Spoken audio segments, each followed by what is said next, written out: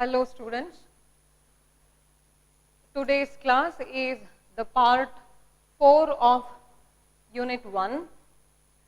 In the previous class, you have studied about significant figures and the mathematical operations, precision and accuracy, also rounding of the numbers.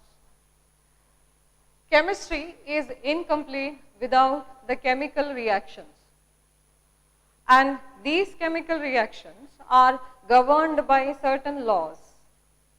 ರಾಸಾಯನಿಕ ಕ್ರಿಯೆಗಳು ಕೆಲವೊಂದು ಮೂಲಭೂತ ನಿಯಮಗಳನ್ನು ಪಾಲಿಸ್ತವೆ. So today's topic is the laws of chemical combination. Here we are going to study different laws which govern the chemical reactions. But in order to understand these laws, we should have the knowledge of some basic terms. So first let's begin with those terms and then let us go to these laws. The first term to be studied is atomic mass.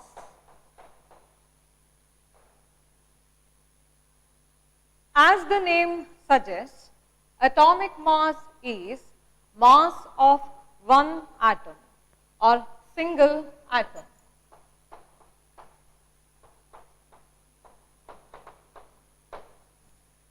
But this mass is very, very small mass.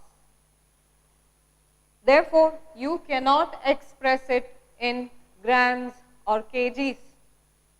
ಈ ಸಣ್ಣ ದ್ರವ್ಯರಾಶಿಯನ್ನ express ಮಾಡಲಿಕ್ಕೆ ನಮಗೆ ಒಂದು ಸಣ್ಣ ಯೂನಿಟ್ನ ಅಗತ್ಯವಿದೆ. And that unit is AMU. It is a very small unit in which atomic mass is expressed.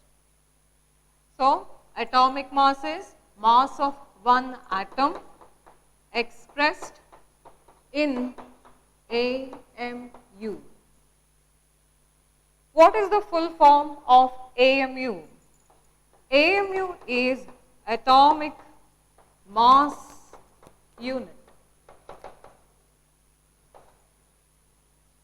It can also be called U, which means unified mass. So, you can express atomic mass in AMU, or you can say it in U. What is 1 AMU equal to? 1 AMU by definition is equal to 1/12 the mass of one atom of carbon 12 isotope. Carbon atom has got many isotopes. ಇಂಗಾಲಕ್ಕೆ ಅನೇಕ ಸಮಸ್ಥಾನಿಗಳಿವೆ. Carbon 12, carbon 13, carbon 14 are the isotopes. So, which is the standard taken here out of those? It is carbon 12, the most common isotope. ಈ carbon 12ನ ಒಂದು ಪರಮಾಣುವನ್ನು ನೀವು ತೆಗೆದುಕೊಂಡು ಅದನ್ನು 12 ಭಾಗಗಳಾಗಿ ಮಾಡಿ ಒಂದು ಭಾಗವನ್ನು ಮಾತ್ರ ಕನ್ಸಿಡರ್ ಮಾಡಿದರೆ that mass will be equal to 1 AMU. So, take one atom of carbon, which carbon? Carbon 12. Divide it into 12 parts and take only one part. Its mass is 1 AMU. So, 1 AMU is a relative mass. From this definition, it is clear that AMU is a relative mass, or atomic masses are relative masses. Why so? Because they are expressed in terms of a standard. The standard is carbon 12. Carbon 12 ನ mass ನಲ್ಲಿ ನಾವು atomic ಮಾಸ್ಗಳನ್ನು represent ಮಾಡುವುದರಿಂದ ಇದನ್ನು relative mass ಅಂತ ಕರಿತೇವೆ. I told you AMU is a very small mass. How small it is? This value of 1 AMU comes out to be 1.66 into 10 to the power minus 24 grams. Grams ನಲ್ಲಿ ನೀವು AMU ಅನ್ನು ಲೆಕ್ಕ ಮಾಡಿದರೆ carbon atom ಅನ್ನು ತೆಗೆದುಕೊಂಡು 12 ಭಾಗ ಮಾಡಿ ಒಂದು ಭಾಗದ ಮಾಸ್ ಅನ್ನು ಗ್ರಾಮ್ಸ್ ನಲ್ಲಿ ನೋಡಿದರೆ it will be this small. Look at the power. It is 10 power minus 24. So it is a very, very small number. Atomic mass or AMU is a very, very small mass. Now, let us see a few examples for atomic masses in AMU or in U. I'll consider some common elements and I'll give you their atomic masses. They'll be useful in solving some problems.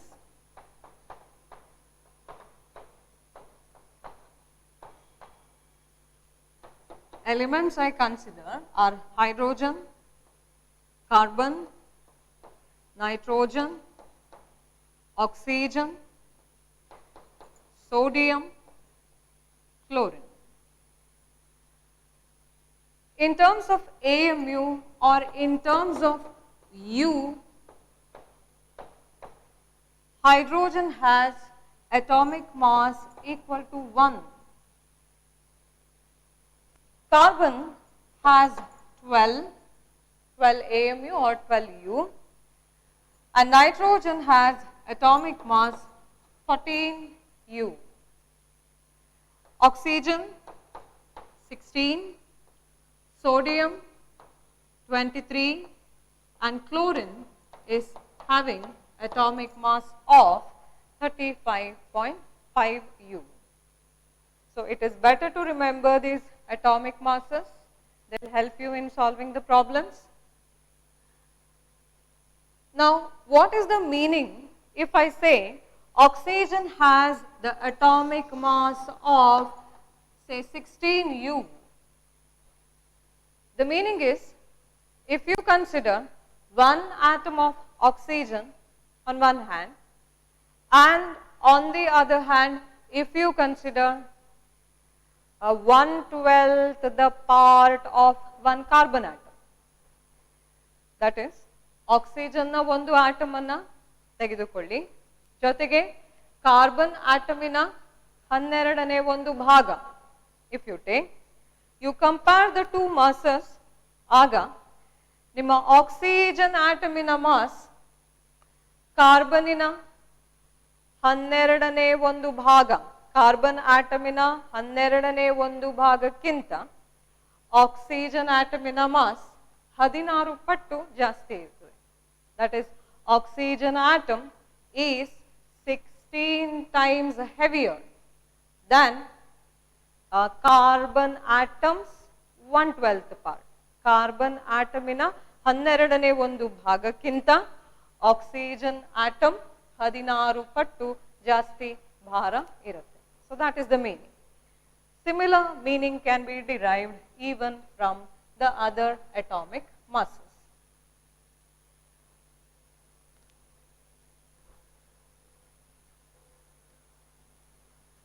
Atomic mass is actually an average mass. Why it is so? It is because of the presence of isotopes in an element. Isotopes andre ಸಮಸ್ಥಾನಿಗಳು. They will have same atomic number, ಅದರ ಪರಮಾಣು ಸಂಖ್ಯೆ same ಇರ್ತದೆ, but they will have different mass numbers. ಅದರ mass number ಅಥವಾ ರಾಶಿ ಸಂಖ್ಯೆ ಅದು ಬದಲಾವಣೆ ಇರುತ್ತೆ. Look at these isotopes. These are the isotopes of carbon. They all have the same atomic number. That is atomic number of carbon 6. But their mass numbers ರಾಶಿ ಸಂಖ್ಯೆ ಬೇರೆ ಬೇರೆ ಇದೆ 12 13 ಮತ್ತು 14. ಸೊ ಈ ಐಸೋಟೋಪ್ಗಳು ಇರುವ ಕಾರಣ ಅಟಾಮಿಕ್ ಮಾಸ್ ಅನ್ನ ನಾವು ಆವರೇಜ್ ಮಾಡಬೇಕಾದ ಅಗತ್ಯ ಇದೆ. That itself is average atomic mass. But this average is not a mere average. ಸಾಮಾನ್ಯ ಸರಾಸರಿ ಅಲ್ಲ ಇದು. ಇಲ್ಲಿ ಸರಾಸರಿ ತೆಗೆಯುವಾಗ ನೀವು ರಿಲೇಟಿವ್ ಅಬಂಡೆನ್ಸ್ ಅನ್ನು ಕೂಡ ಕನ್ಸಿಡರ್ ಮಾಡಬೇಕಾಗಿ ಬರುತ್ತೆ. ಒಂದು ಮೂಲ ವಸ್ತುವಿನ ಐಸೋಟೋಪ್ಗಳು ಎಲ್ಲವೂ ನೇಚರ್ನಲ್ಲಿ ಒಂದೇ ಪ್ರಮಾಣದಲ್ಲಿ ಸಿಗುವುದಿಲ್ಲ. There percentage abundance differs. ಅದು ನೇಚರ್ನಲ್ಲಿ ಬೇರೆ ಬೇರೆ ಪ್ರಮಾಣದಲ್ಲಿ ಸಿಗುತ್ತೆ. For example carbon 12 is the most common isotope. 98.892 ನಷ್ಟು ಪರ್ಸೆಂಟೇಜ್ ಅದು ಇದೆ ನೇಚರಲ್ಲಿ. Carbon 13 is less abundant. only 1.1% ನಷ್ಟು ಅದು ಸಿಗುತ್ತೆ. Carbon 14 is the least abundant isotope. Look at this value, it is very, very small, 2 into 10 power minus 10. So carbon 14 is present in very, very small amounts. So while taking average, sarasari tegiyuvaga, you have to take into consideration even relative abundance. Not just the masses matra alla, relative abundance anna kuda consider ಮಾಡಿ average ತೆಗೆಯಬೇಕಾಗಿದೆ. So how to do it? Let us find out the average atomic mass of the element carbon.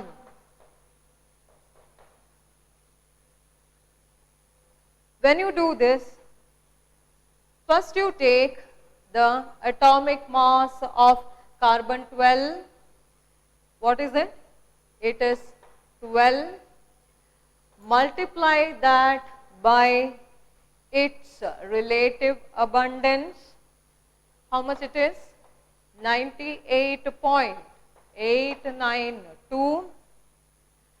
Then to that you add carbon 13's atomic mass 13.00335 multiplied by its relative abundance 1.108 plus take carbon 14's atomic mass 14.00317 multiplied by the relative abundance 2 into 10 power minus 10.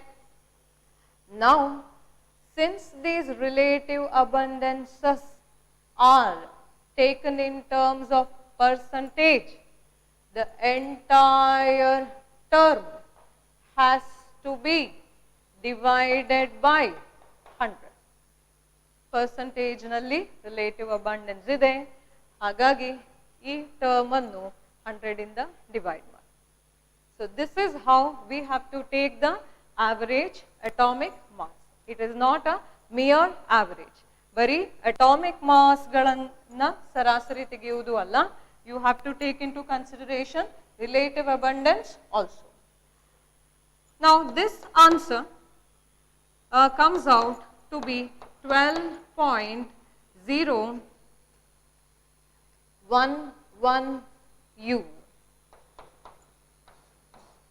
Of course, you can neglect this particular product because this number is very, very, very small. When you do the calculation using your simple calculators, you can neglect this and the remaining numbers will give you this particular result. So that is why atomic mass of carbon is 12.011 U after considering all the isotopic masses.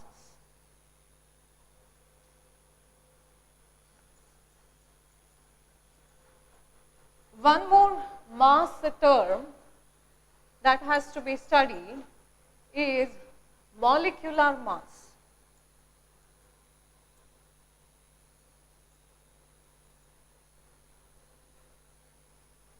What is molecular mass? Atomic mass is for atoms and molecular mass is for molecules. It can be defined as the sum of atomic masses of all the elements present in a molecule. So, a molecule, say water, H2O, has many different elements. Here, hydrogen and oxygen are the elements present in this molecule. So, you add the atomic masses of all these elements. There are 2 hydrogen atoms. Atomic mass of hydrogen is 1U. Because there are 2, you multiply 1 by 2. There is 1 oxygen atom whose atomic mass is 16U. So, this will give you 2 plus 16, that is 18U as the molecular mass of water. So, sum of atomic masses of all the elements present in the molecule. I will take one more example. You take glucose. It has the molecular formula C6H12O6. Let me find out its molecular mass.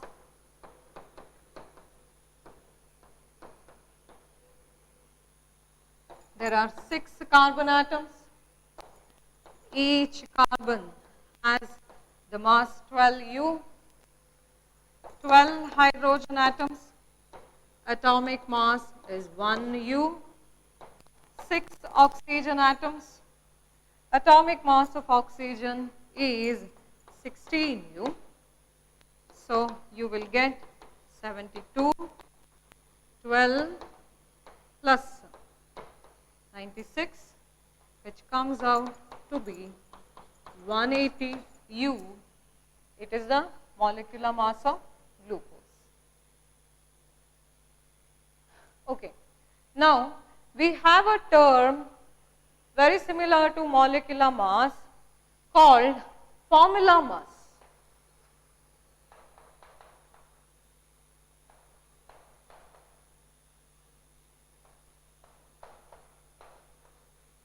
This term is used only in the case of ionic compounds like NaCl.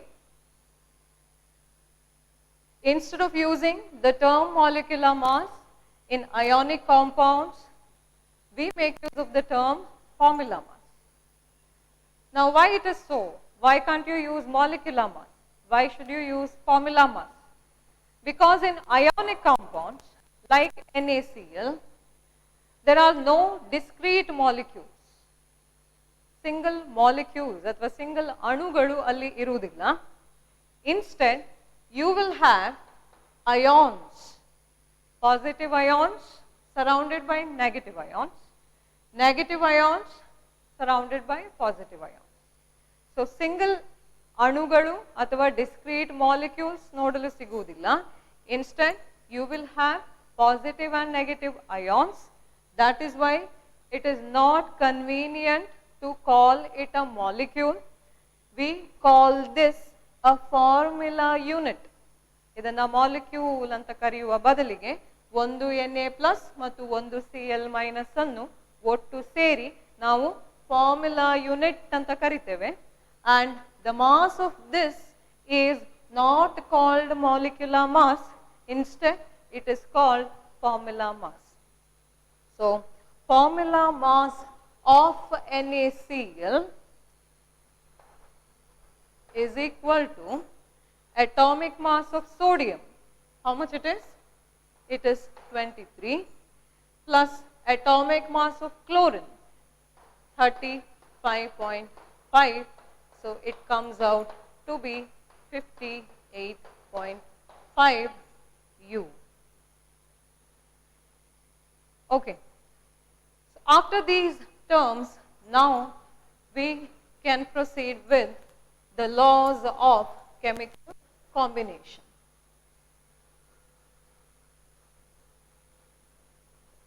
There are 5 different laws proposed by various chemists. The first law is law of conservation of mass.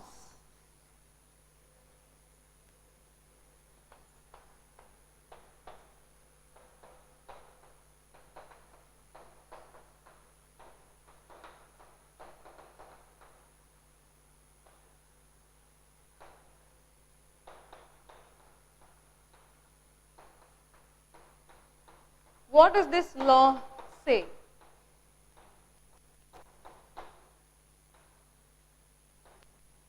The statement of the law is matter can neither be created nor be destroyed.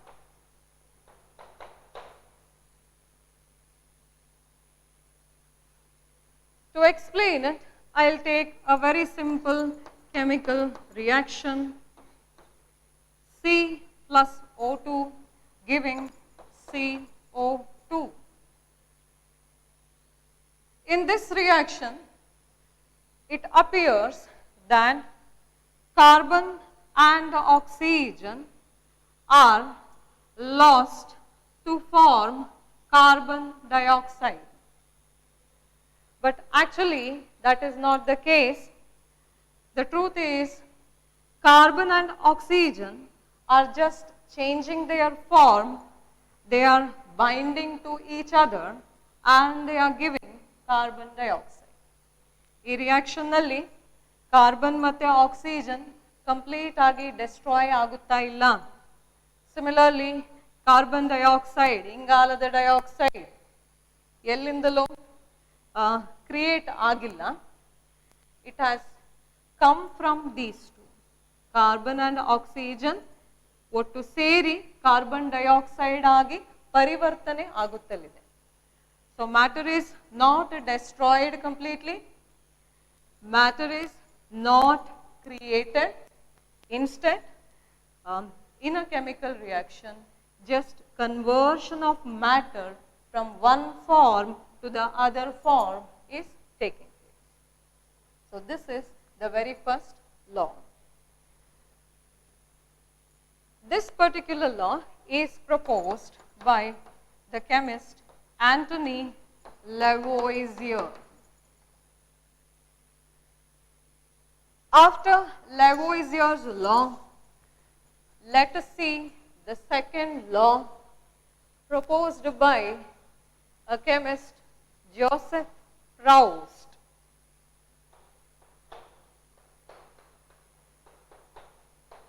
And the name of the law is Law of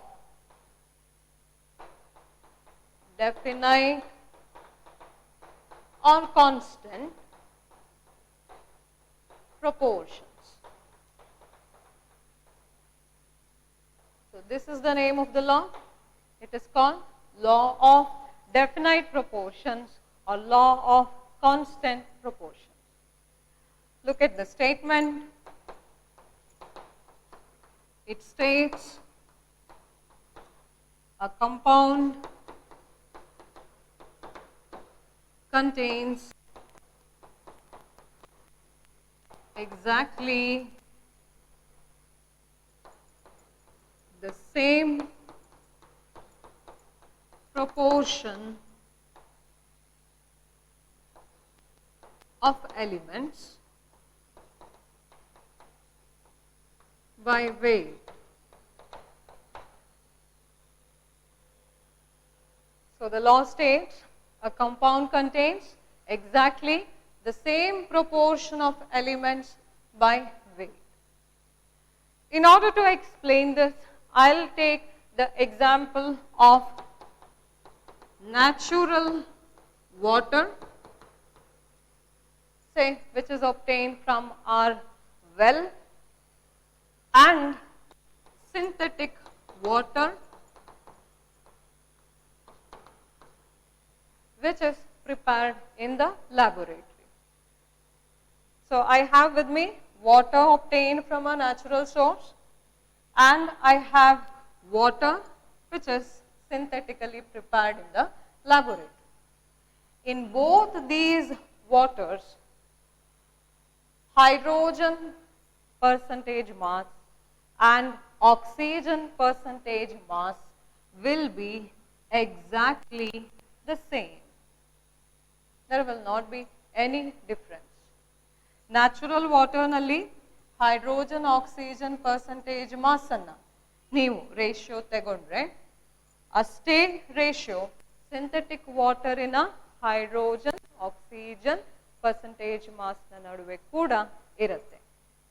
What I mean to say is the formula of natural water will also be H2O, and that of synthetic water will also become H2O.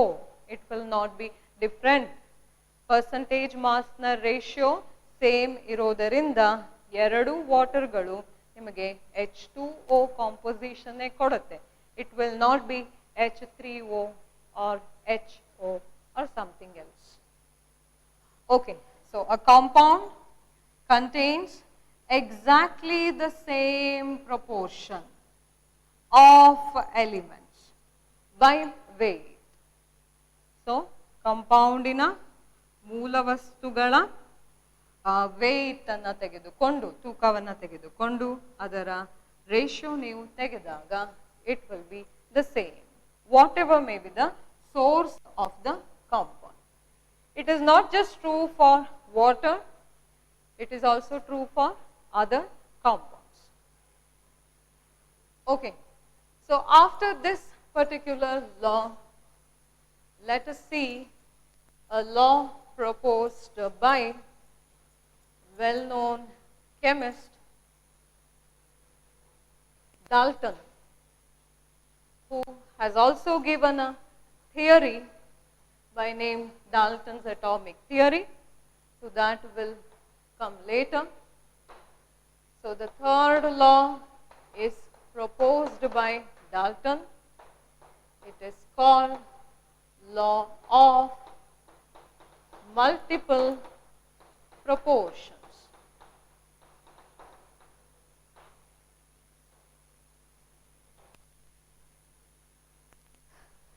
This law is not applicable for all the compounds, but it is applicable for only some compounds.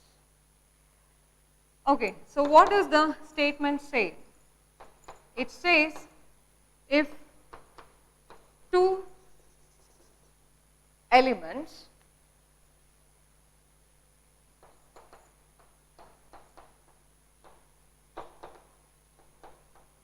combine to form more than one compound,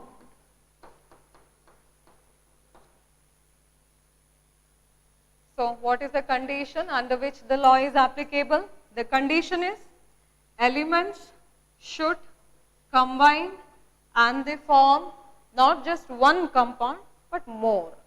ಒಂದಕ್ಕಿಂತ ಜಾಸ್ತಿ ಸಂಯುಕ್ತಗಳು ಉತ್ಪತ್ತಿ ಆಗಬೇಕು ಮೂಲ ವಸ್ತುಗಳಿಂದ. ಅಂತಹ situation ನಲ್ಲಿ ಮಾತ್ರ ಈ ಲಾ ಅಪ್ಲಿಕೇಬಲ್ ಆಗುತ್ತೆ. So let us proceed. If two elements combine to form more than one compound, then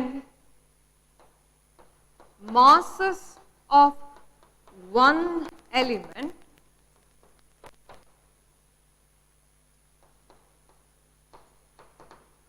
combining with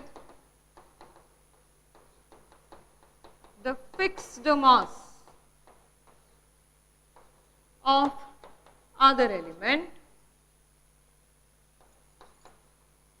So in order to understand this law, ಎರಡು ಎಲಿಮೆಂಟ್ಗಳ ಪೈಕಿ ಒಂದು ಎಲಿಮೆಂಟಿನ ಮಾಸ್ ಅನ್ನ ನೀವು ಸೇಮ್ ಮೇಂಟೈನ್ ಮಾಡಬೇಕು, ಫಿಕ್ಸ್ ಆಗಿ ಇಡಬೇಕು. ಅಂಡ್ ಅದರ್ ಎಲಿಮೆಂಟಿನ ಮಾಸ್ಗಳನ್ನ ಪರಸ್ಪರ ಹೋಲಿಸಬೇಕು ಅಥವಾ ಕಂಪೇರ್ ಮಾಡಬೇಕು. So masses of one element combining with the fixed mass of other element are in the ratio of small whole numbers. ಸಣ್ಣ ಪೂರ್ಣ ಸಂಖ್ಯೆಗಳು, small whole numbers. Okay. So I'll take an example, then the law will be clear to you. The two elements that I take are hydrogen and oxygen. These two elements can combine to form water molecule provided oxygen taken is only half a molecule. Water form ಆಗಬೇಕು ಅಂತಾದರೆ ಒಂದು hydrogen molecule ಅರ್ಧ oxygen ಮಾಲಿಕ್ಯೂಲ್ನ ಜೊತೆಗೆ ಸೇರಬೇಕು. These two elements can also form one more compound, and that is H2O2, hydrogen peroxide, provided one H2 and one O2 are there. Here it is half O2, whereas here it is 1 O2. So this is an example for elements combining to form more than one compound. Which are the compounds formed? Water and hydrogen peroxide. But elements are the same here. Okay, now what is the molecular mass of hydrogen? A little ago you studied molecular mass. So apply that concept. Molecular mass of hydrogen is atomic mass of H plus atomic mass of H. It is 2U. Here also 2U. Oxygen, one oxygen atom has atomic mass 16. So 16 into 2, 32. 32 divided by 2 is 16 again. But here it is 16 into 2, 32. Okay. So 2U of hydrogen combines with 16U of oxygen in the first case.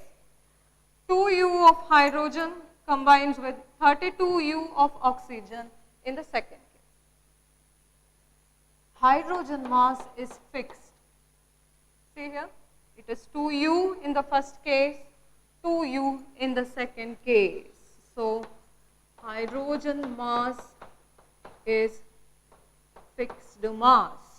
I told you the mass of one element should be kept fixed. And which is that here? It is hydrogen. You take the ratio of masses of the other element. Fixed mass in element yaudu? It is hydrogen. Which is the other element? It is oxygen. So oxygen in ಮಾಸ್ಗಳ ರೇಷಿಯೋವನ್ನು ತೆಗೆಯಿರಿ. So what will be the ratio? It will be 16:32, or in other words, if you simplify, it is 1:2. You can clearly see that this ratio has very small numbers, 1 and 2. Nothing complex here. They have very small numbers. So that explains the law. If two elements combine to form more than one compound, then mass of one element combining with the fixed mass of other element are in simple whole number ratio. Okay. So that was about the law of multiple proportions. The next law is proposed by a chemist, Gay-Lussac. So the law is also called Gay-Lussac's law, and since it deals with gases, in fact volumes of gases, it is also called Gay-Lussac's law of gaseous volumes. So the law talks about gaseous volumes.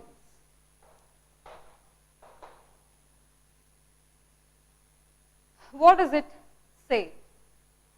It states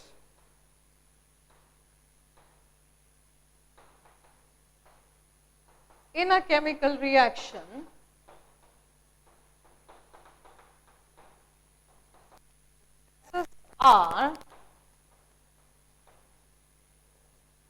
the gases react or are produced in simple ratio by volumes. In the previous law, you concentrated on the term mass, but here the law is on volumes. So in a chemical reaction, the gases react or are produced in simple ratio by volumes. There is one condition: all the gases should be present at same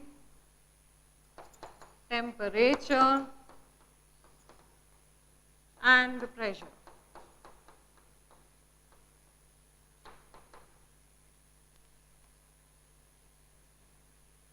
So whenever you have different gases, it is very essential that you maintain uniform conditions, the same conditions, for the sake of uniformity in your measurement. So when you when we carry out examinations for you, what we do, we give you same question papers. To all the students, we give same question papers. Why it is done? It is done to maintain uniformity. So similarly, when you deal with different gases, it is very essential that you maintain same temperature and pressure. Otherwise, there will not be uniformity in your measurement. Okay, so provided this condition is satisfied, then what happens is the gases involved in the chemical reaction always maintain a simple ratio in their volumes. Previous law, it was mass. In this law, it is volume. Okay, take an example. I'll take the example of hydrogen gas reacting with chlorine gas to give hydrogen chloride vapors. So, one H2 gas reacts with one Cl2 gas, producing two HCl gas. Here, what is the ratio of volumes? If nothing is written over here, it means it is 1, you know it. These numbers, they are actually called stoichiometric coefficient, and they signify the volumes of the substance. They signify a number of things. They also stand for molecules. At the same time, they also mean volumes. So, if I take the ratio of volumes of all these gases, which are the gases here? All the substances are gases.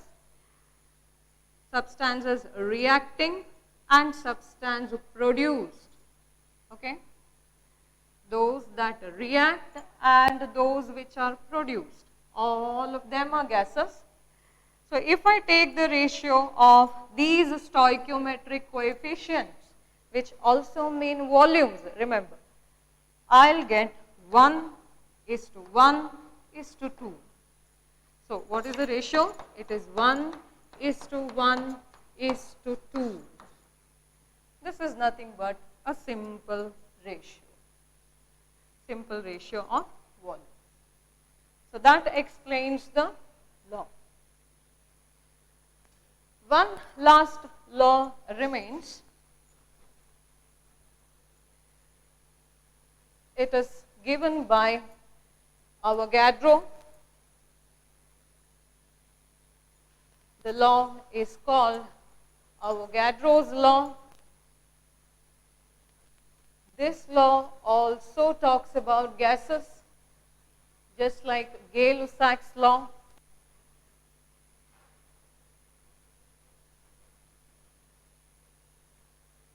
So, what does it state? The last law, Avogadro's law.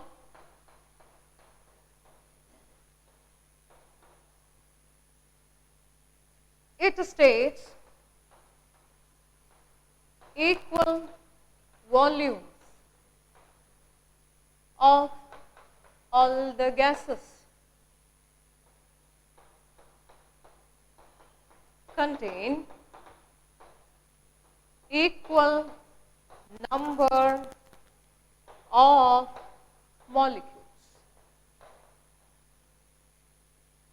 Of course, the condition in the previous law applies even here. What is that condition? Same temperature and pressure.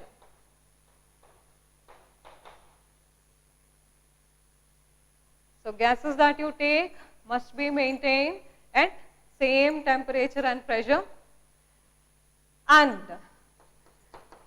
if the gases have equal volume also, say 1 liter of hydrogen and 1 liter of oxygen. I will take two gases, hydrogen and oxygen. I have maintained same temperature and pressure for them. Also, I have taken same volumes for them. What is that volume? 1 liter. So, if this is the condition, then one more factor will be same for them. Three factors are already same: temperature, pressure and volume. If that is the case, one more factor is same for them, and that is number of molecules. So, number of molecules of H2 will be equal to number of molecules of O2.